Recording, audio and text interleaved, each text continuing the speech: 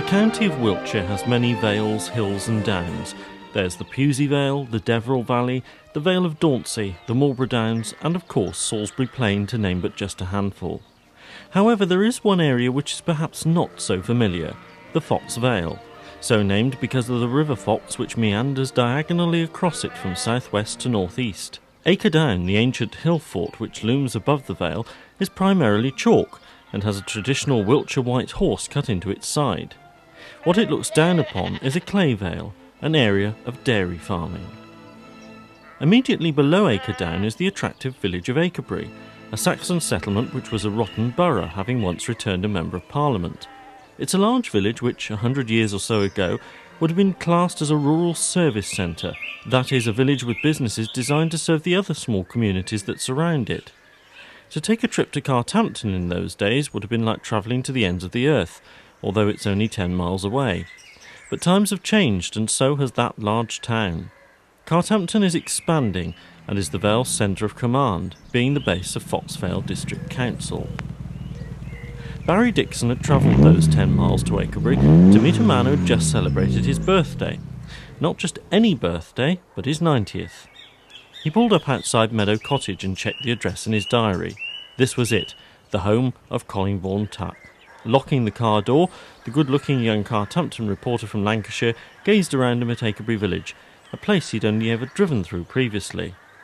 He could get used to living in a place like this, he thought. Meadow Cottage stood on the southern side of a large square of grass, which was clearly the village green. Acrebury Green Farm stood next to it. Collingbourne Tuck greeted Barry at his gate. The garden was a picture. The daffodils were out, the roses were neatly pruned, a large yucca plant stood just to one side of the sitting-room window, and the crocuses were delightful. You won't find no keener gardener than I. I don't know how you do it, Mr. Tuck. Do you think that's the reason for you reaching the age you just celebrated? The old man was halfway up the garden path, heading towards his cottage. I don't suppose it have done I any harm. He pushed open the slightly weathered front door, which led straight into his sitting-room, and Barry followed him in. Take your jacket off and put it over that chair. Collingbourne prodded the glowing embers of what remained of his fire with the poker, and Barry looked around the low-beamed room. It was cosy but not very well kept. Piles of newspapers sat in the deep sill of the front window, through which could be seen the dominant beauty of St Mary's Parish Church, on the northern side of the green. Behind Barry was an old undusted dresser, upon which was an antique wireless set. Having placed another log on the fire, the old man then sat back in his chair, but kept his flat cap firmly on his head. So what exactly is it you wants from I? Barry fumbled in his leather case for his notepad and pencil, and a cutting from the Gazette, which was a previous article he'd written. He handed it to Collingbourne. Down the Wiltshire Road, the old man read out. This was the title. I do a monthly featuring Gazette about village life in the Fox Vale. Now it's Acrebury's turn, and Mrs. Hicks, the postmistress, told me I ought to speak to you, because she thought you can probably tell me about how village life has changed here in your lifetime. The old man looked up from the article and began to think. Where do we want I to begin? While Collingbourne enlightened his guest with stories of his life, a young girl looking no more than 16 years of age wandered across the village green outside. Her unkempt appearance wasn't helped by her fair straggly hair which hung down over her face and reached down to the middle of her back. Her denim jacket and jeans were tatty, patched in places with brightly coloured material. She was heading towards the row of grey stone buildings on the eastern edge of the green, and in particular the post office and stores. Postmistress Carrie Hicks was just serving her cousin Ivy Crook with a small amount of provisions. I want an iceberg lettuce as well, please. My Harry won't settle for nothing else. Over there with the cabbage and taters, said Carrie. The young girl came in and closed the door behind her, and wandered to the rear of the shop. One hand was pressed firmly in the middle of her back, and she appeared to be in some kind of pain. Ivy nosily peered after her when crossing the shop to select her lettuce.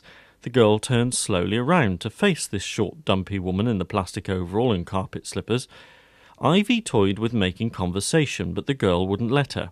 She turned away again, then wandered around the other side of the grocery fixtures. Can I help you at all, my dear? Asked Carrie. The girl stared at her. felt her stomach, opened her mouth as if to speak, then appeared to change her mind, closing it again. She suddenly headed towards the shop door and went outside. Ivy returned to the counter and paid for her goods, and both she and Carrie stared out of the window, watching the girl disappearing towards the churchyard. "What do you make of her, Ivy? You don't reckon her pinched summat, do you?" "I shouldn't think so. Her wasn't here long enough for that. But I tell you summat, if she ain't close to her time, I should be very surprised." Some of the stories with which Collingbourne had enlightened Barry Dixon were nothing short of hilarious and invaluable. The young reporter had made copious notes on his pad. "I went to school here, course, and 'tis still open. That's it over there on the west end of the green, look, next to the vicarage." "Tell me about your school days, Mr. Tuck." Collingbourne told him about the time when Gordon Gossett from Churchington Hamlet bet him a shilling he wouldn't sneak into the adjoining schoolhouse when Miss Butcher, the headmistress's back was turned. She lived in the house. "He bet I wouldn't go up into her bedroom and see what colour bloomers was hanging up in her wardrobe." "And did you?" "Course I did. I wasn't going to let Gordon Gossett call I no chicken and keep his shilling, 'cause he was a tight devil, snow. And what think you, her never caught I neither. Hey, by the way, they was pink uns." "Well, see, they wants to get I out of here." "Why is that?" "Well, I got no sanitation here, no bathroom. Bill and Betty wants I to go into sheltered accommodation, but I be all right as I am." His young guest got the distinct impression that the old man could be somewhat obstinate. But if it was his home and he was happy and capable, why should he move? "See, this cottage once belonged to Bill Barrett's parents, and my father worked for they, and he bought it from them in 1929 for 150 quid. Collingbourne hadn't followed in his father's footsteps. In fact, he'd worked for a wagon builder in Carthampton. That's how the town got its name, see, 'cause 'twas the wagon and farm cart building capital of Wiltshire in they days. Bill and Betty Barrett had been firm friends of the old man for many years, and were quite naturally concerned for his welfare at such a great age. Barry put on his coat and filed his notebook and pencil into his leather case, extremely pleased with all his material. He wished Collingbourne a happy Easter and a belated happy birthday, which had been on April the 1st.